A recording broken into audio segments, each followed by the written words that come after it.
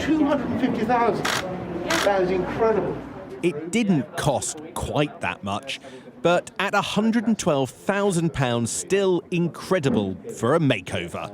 That's the sum Boris Johnson got from a Tory donor to do up his private flat 18 months ago. After you. Thank you.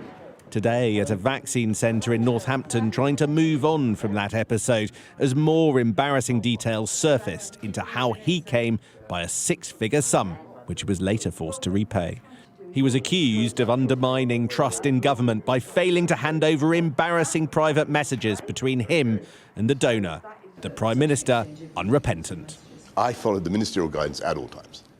In November 2020, the PM WhatsApps Tory donor Lord Brownlow that he is afraid parts of his Downing Street flat are still a bit of a tip, and he is keen to allow Lulu Little, a designer, to get on with refurbishments.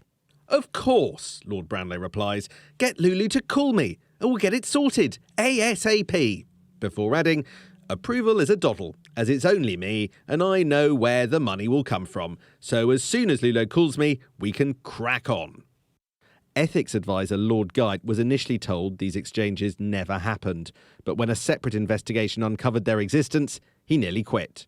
Today, in an exchange of letters, Lord Geidt said the new messages did not alter his fundamental assessment that the PM had not misled him, but said the failure of officials to offer up the messages in the first place shook my confidence in the system. Boris Johnson replied, offering a humble and sincere apology.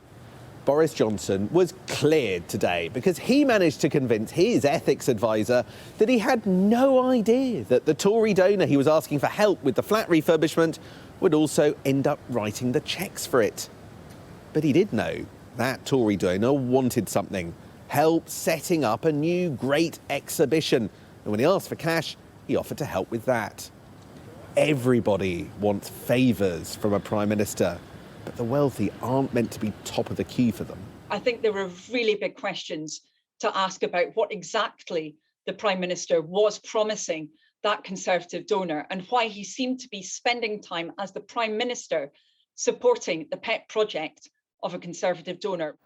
Lulu Little's extravagant taste here, and now also on display in Downing Street. But with favours for donors and inconvenient evidence buried, can Boris Johnson really draw the rather expensive curtains in this affair? Sam Coates, Sky News.